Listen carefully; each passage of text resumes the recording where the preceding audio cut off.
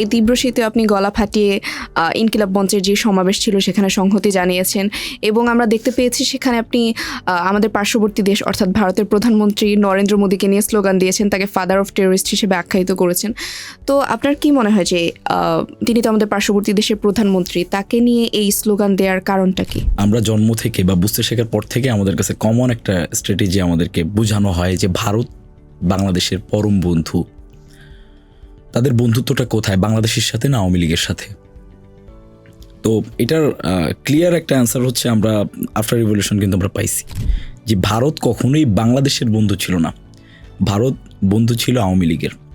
কারণ ফ্যাসিস্ট পলায়ন করার পরে তারা ইন্ডিয়ায় যে সেফ এক্সিট নিছে, প্রত্যেক আওয়ামী লীগ, ছাত্রলীগ, যুবলীগের বড় বড় খুনি, এই খুনিগুলো সব এখন পর্যন্ত ভারতে। তাহলে কি সে এই যে সেফ হাউস অফ টেররিস্ট না ইন্ডিয়া? অবশ্যই safe house of terrorist India. আবার ফাদার অফ টেররিস্টও মোদি। যেহেতু মাদার অফ টেররিস্ট হাসিনা, আবার এখানে বলা হচ্ছে যে বাংলাদেশ ভারতের পরম বন্ধু, তো মাদার যেহেতু একজন আছে, তার ফাদারকে যে তাকে এক্সিট দিচ্ছে, যে তাকে সেফ এক্সিট দিচ্ছে, তো সেফ এক্সিট এটা তো সবার কাছে। এটা জানে না কে যে হাসিনাকে তারা যে মানে ভারতে আশ্রয় দিচ্ছে, এটা জানে না কে?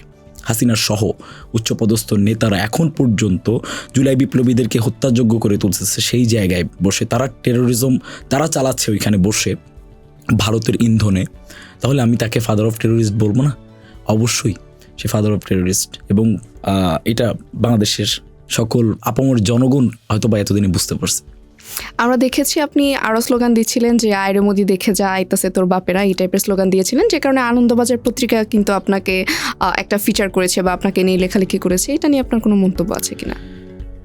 ভারত যখন কোনো ধরনের মন্তব্য করে বা কোনো নিউজ করে, ওইটা হচ্ছে একটা কনফার্মেশন যে আমাদের গর্জনটা, এই শহীদ হাদি চত্বরের গর্জনটা ভারত পর্যন্ত যাচ্ছে, মানে আমরা সাকসেস। সো তারা একটা ফিচার করতেছে, এটা আমাদের কাছে খুব কনসার্নের ব্যাপার না। আমরা একটা কনফার্মেশন পাচ্ছি যে হ্যাঁ, এটা মোদির কান পর্যন্ত যাচ্ছে। ওকে, আমরা আরো আপনাদের কাছে এটা আনন্দের ব্যাপার। অবশ্যই।